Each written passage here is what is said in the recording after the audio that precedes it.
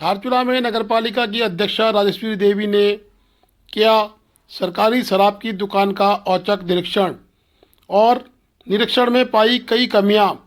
उन्होंने दुकानदार को नोटिस के जरिए सूचित किया है कि तत्काल उन कमियों को पूरा करें, अन्यथा आपके खिलाफ कार्रवाई की जाएगी। नगरपालिका अध्यक्षा ने बताया कि शराब की दुकान में खुलेआम ओवररेटिंग की शिकायतें आ रही थी, तभी आज औचक निरीक्षण किया गया। क्या स्थिति थी? जनता की शिकायत आ रही थी। मैंने वहाँ पे आज शराब भट्टी का निरीक्षण किया। वहाँ पे ना बिल है, ना आग के लिए कुछ व्यवस्था है और मनमानी रेट से दारू बेच रहे हैं। क्या ना सीसीटीवी कैमरा सुचारू रूप से चल रहे हैं। वहाँ पे मनमानी रेट से दारू बेच रहे हैं। इसलिए मैं उप जिला अधिकारी को लेटर भी लिख रही हूँ और यहाँ से नगर पालिका से नोटिस भी दे रही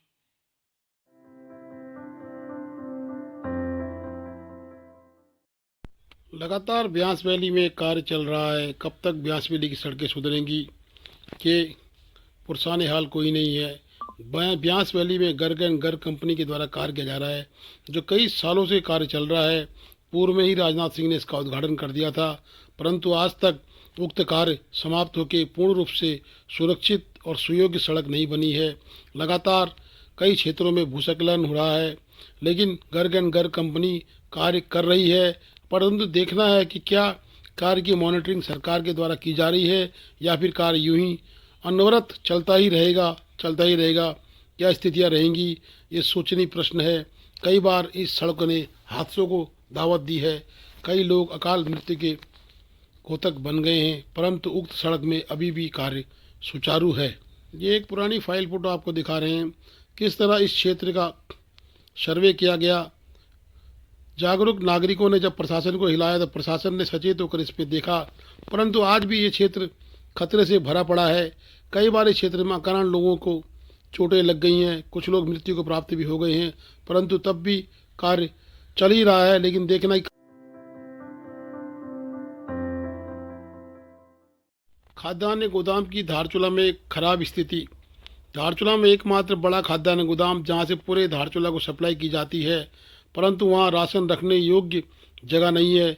बार बार शासन प्रशासन को उक्त बारे में पत्र से सूचित करने की बात बताई जाती है, परंतु आज तक उक्त खाद्यान्न गोदाम का कोई पुरसाने हाल नहीं है। जगह जगह से खाद्यान्न गोदाम की चादरें फट गई हैं, टिन उखड़ गए हैं, परंतु फिर भी खाद्यान्न गोदाम में धारचूले का पूरा राशन रखा जाता है, जो कि एक गंभीर समस्या है। आने वाले समय में बरसात शुरू होने की स्थितियां जब होती हैं, तब तिरपाल डाल के इस खाद्यान्न गोदाम के ऑफिस का और इस खाद्यान्न गोदाम का कार्य चला जाता है।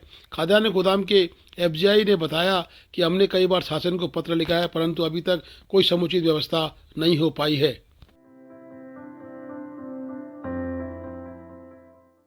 जोशीमठ में कुदरत का कहर टूटा। जोशीमठ में लगातार दरारें व अंदर से पानी निकलने की घटनाएं हो रही हैं। शासन प्रशासन जोशीमठ की निगरानी कर रहा है, परंतु कहीं न कहीं स्थिति बड़ी खराब होती जा रही है।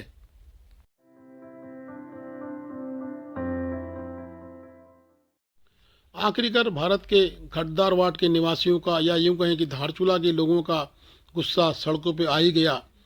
बड़ी गंभीर परिस्थितियां हो गई कि नेपाल के द्वारा भारत के क्षेत्र में भारत के द्वारा काम किया जा रहा है, परंतु उसमें लगातार पत्थरबाजी की घटनाएं को अंजाम दिया जा रहा है, जिससे कि कई बार लोग चोटिल हुए हैं, कई मशीनों को नुकसान हुआ है। और ठेकेदार ने यह भी कहा था कि अगर हमें सुरक्षा नहीं मिलेगी तो हम काम बंद कर देंगे। आज महेंद्र सिंह बुदियाल के नेतृत्व में भारी संख्या में जनता एकत्रित हुई और तहसील का घेराव किया।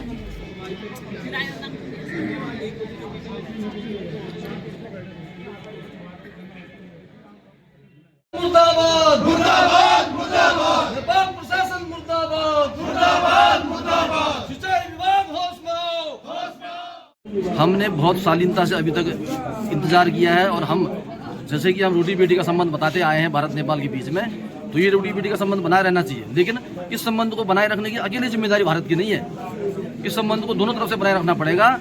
हम अपनी सुरक्षा की को ताक में रखते हुए इस संबंध को बनाए रखने के स्थिति में नहीं है। अगर इस तरह से अगर घटनाएं बढ़ती रही तो वास्तव में यहाँ पर इस क्षेत्र में उग्र आंदोलन होगा और अंतर्राष्ट्रीय झूला पुल बंद करने की नौबत आई अनिश्चितकाल के लिए या परमानेंटली बंद करने की नौबत आई तो उसके लिए भी क्षेत्र की जनता राजी है और सब बहुत ज़्यादा यहाँ पर लोग गुस्से में है क्योंकि इतना प्यार से समझाने के बावजूद भी जो है नेपाल से पत्थरबाजी की घटना लगातार हो रही है। इससे जो है यहाँ के लोग बहुत क्रोधित हैं। इनका गुस्सा फूटे इससे पहले दोनों देश के प्रशासन बात करें और इस कार्य को आगे बढ़ाएं और इस तरह दोनों सब विदेशों के संबंध बने रहेंगे और रोटी बेटी के संबंध भी बने रहेंगे। और गद्दार ही सब कुछ है हमारे लिए। यदि बाढ़ नियंत्रण के दीवालों को बनने नहीं देता कोई तो पूरा धारचूला जो 25-30 हजार की जनसंख्या इस धारचूला के अंदर है वो सब आंदोलनरत है और आंदोलन में रहेंगे। इन लोगों को मालूम होना चाहिए जो लोग जो है आंदोलन कर रहे हैं नेपाल में जो पत्थरबाजी कर रहे हैं इन लोगों को मालूम होना चाहिए कम से कम 10 लाख का तो ये लोग जो है संतरे ही बेचते हैं और कम से कम 500 मजदूर नेपाल से भारत आकर यहाँ से कमाई करते हैं और अपनी आजीविका चलाते हैं। इसका ये सारा उनको समझना चाहिए।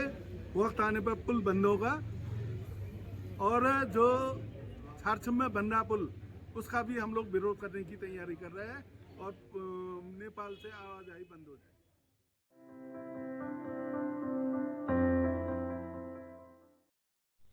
धारचूला के स्थानीय लोगों ने जनता और प्रशासन के साथ मिलकर नेपाल जाकर नेपाल के लोगों से बात करने की पूरी कोशिश की है। नदी तट पर वार्ता हुई है। उक्त वार्ता में धारचूला के बुद्धिजीवी नेता व पत्रकार शामिल रहे हैं, परंतु अब देखना है कि क्या वार्ता का कुछ साकार अर्थ निकलता है। परंतु अभी भी विवाद की स्थिति नहीं होनी चाहिए क्योंकि नेपाल के भी लोग इसमें शामिल थे। अमर सिंह बोरा और भारत के महेंद्र सिंह बुदियाल, महिराज गर्ब्याल, नूरप सिंह गर्ब्याल इत्यादि शामिल रहे हैं। अब देखना है कि जनता और प्रशासन किस तरह से इस सोच को सही दिशा में लाती है और भारत की तरफ कार्य होता है। दिवेश शासनी ने उक्त नदी तट की वार्ता के बाद स्थानीय नागरिकों की को साथ लेके वह नेपाल प्रशासन से वार्ता की है।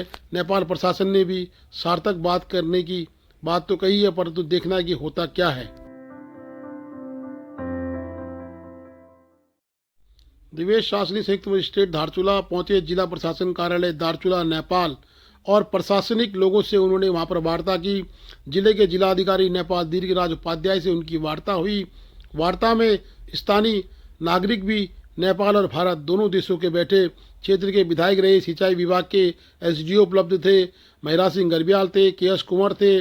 परंतु अब देखना है कि इतनी वार्ता होने के बाद कई दौर की वार्ताएं पूर्व में भी हो चुकी हैं, परंतु निर्णय जीरो ही निकला था। अब देखना है कि क्या नेपाल के स्थानीय नागरिक जो पत्थरबाज भी हैं अब पत्थरबाजी करते हैं या फिर स्मूथली कार्य चलता है।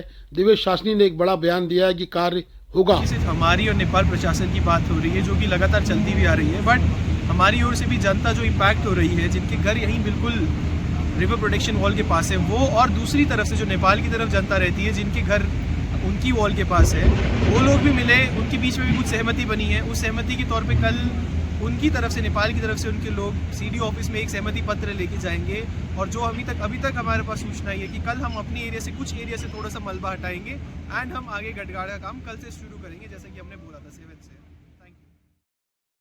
Please do like, share and subscribe DCL News.